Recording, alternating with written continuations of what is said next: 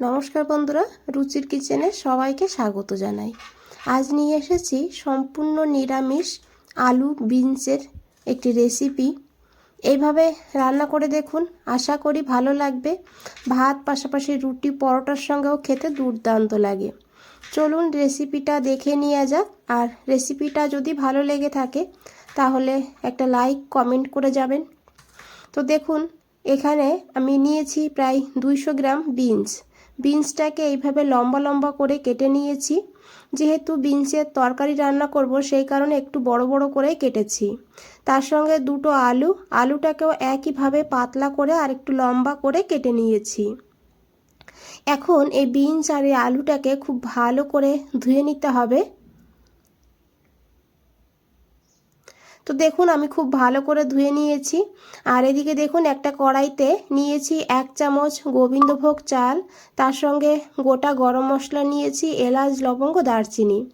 এখন এই চালটাকে লো ফ্লেমে এইভাবে ভালো করে একটু ভেজে নিতে হবে, তবে যেন একদম লাল না হয়ে যায় সেদিকে খেয়াল রাখবেন।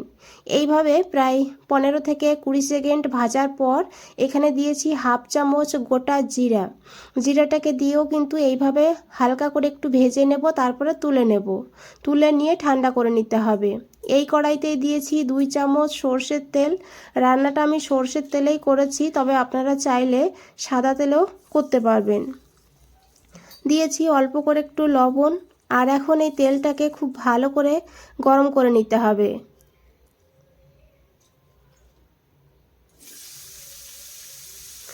এখন এখানে দিয়ে দিয়েছি কেটে রাখা আলুটাকে দিয়েও আলুটাকে এইভাবে প্রায় 2 মিনিট ভেজে নেব।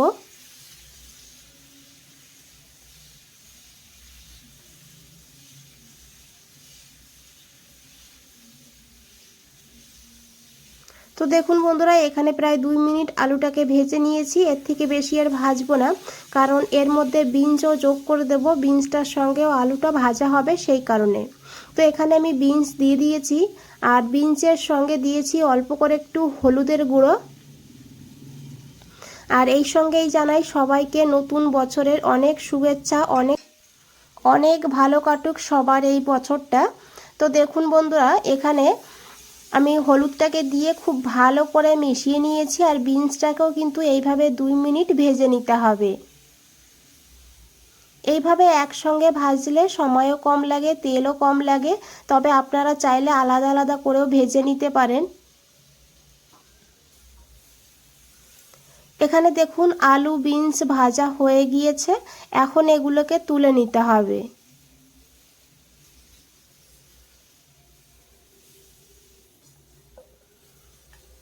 এখানে বন্ধুরা যে চাল আর জিরেটাকে ভেজে রেখেছিলাম সেটা কিন্তু ঠান্ডা হয়ে গিয়েছে।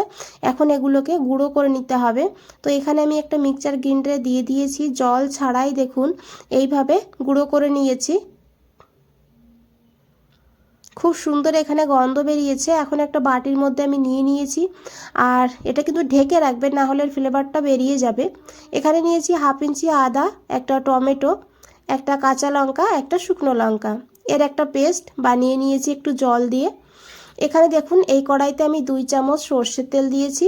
তেলটাকে খুব ভালো করে গরম করে নিতে হবে। তারপরে দিতে হবে 1/2 চামচ গোটা জিরাটাকে একটু ভেজে নিতে হবে। তারপরে একটা তেজপাতা দিয়েছি, একটা শুকনো লঙ্কা। এখন ভালো করে ফোড়নটাকে ভেজে নেব।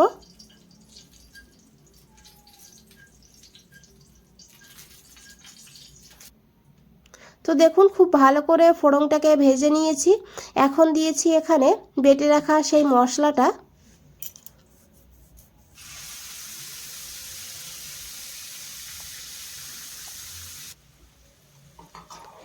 এখন এই মশলাটাকে খুব ভালো করে কষিয়ে নেব যত সময় না টমেটো আর আদার কাঁচা গন্ধটা চলে যাচ্ছে। যদি টমেটোর কাঁচা গন্ধ থেকে যায় তখন কিন্তু রান্নার স্বাদটা ভালো হবে না। সেই কারণে এইভাবে একটু ভালো করেই কষিয়ে নিতে হবে।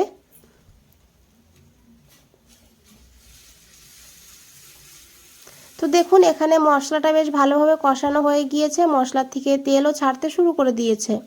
এখন এখানে দিয়ে দিতে হবে একটুখানি জল। যেহেতু গুঁড়ো মশলার ব্যবহার করব সেই কারণে এখানে আগেই একটু জল দিয়েছি এখানে পরিমাণ মতন লবণ,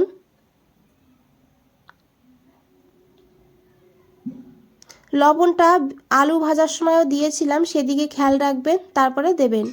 আর এখানে দিয়েছি হাফ চামচ হলুদের গুঁড়ো, আর দিয়েছি এখানে হাফ চামচ মতন কাশ্মীরি লঙ্কার গুঁড়ো কালারের জন্য, আপনারা দিতে না চাইলে নাও দিতে পারেন।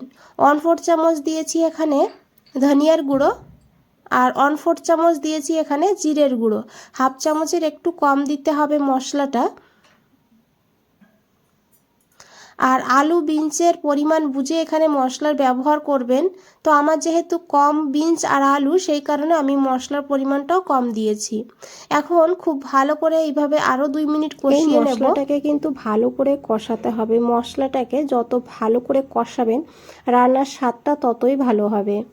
যে কোনো রান্নাতেই মশলা যদি ভালো করে কষানো হয় রান্নার স্বাদটা কিন্তু দুর্দান্ত হয়। তো দেখুন মশলা থেকে তেল ছাড়তে শুরু করে দিয়েছে, মশলাটা নিচে লেগে লেগে যাচ্ছে, তাই এখানে আমি অল্প করে একটু গরম জল দিয়ে দেব। যদি মশলা এরকম লেগে যায় কড়াইতে, তাহলে অল্প অল্প গরম জল দিয়ে ভালো করে মশলাটাকে কষিয়ে নেবেন একটু সময় নিয়ে।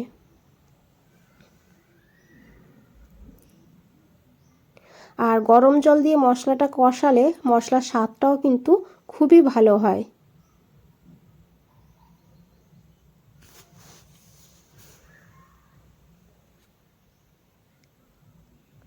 দেখুন মশলাটা কিন্তু খুব ভালোভাবে কষানো হয়ে গিয়েছে, মশলার থেকে তেলও ছেড়ে দিয়েছে। এখন এখানে দিয়ে দিতে হবে ভেজে রাখা বিনস আর আলু।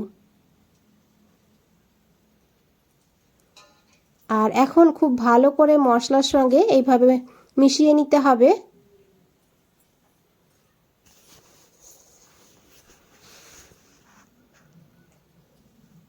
এখন এখানে দিয়ে দিতে হবে সেই চালের গুঁড়ো।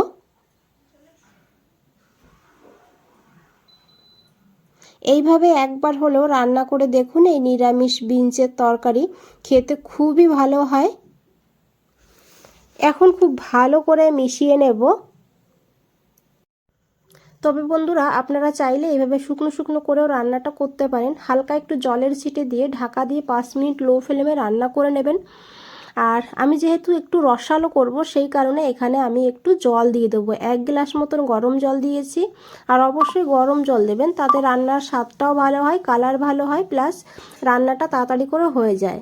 তো দেখুন এখন খুব ভালো করে এইভাবে মিশিয়ে নিতে হবে। আর দেখুন আমি জলটা কিভাবে দিয়েছি। আর এখন এটাকে ঢাকা দিয়ে দেবো। ঢাকা দিয়ে রান্না করব প্রায় 5 মিনিট মতন লো টু হাই ফ্লেমে। 5 মিনিট হয়ে গিয়েছে, ঢাকনাটা খুলে নিয়েছি। দেখুন কতটা লোভনীয় লাগছে। এখন খুব ভালো করে মিশিয়ে নিতে হবে। এখানে কিন্তু বিনস আলু খুব ভালোভাবে সিদ্ধ হয়ে গিয়েছে। বন্ধুরা যদি রেসিপিটা ভালো লাগে একটা লাইক করে দেবেন, চ্যানেলটাকে সাবস্ক্রাইব করে পাশে থাকবেন, কমেন্টসে জানাবেন কেমন লেগেছে আপনাদের। দিয়েছি 1 চামচ ঘি, তারপরে গ্যাসটা বন্ধ করে দিয়েছি।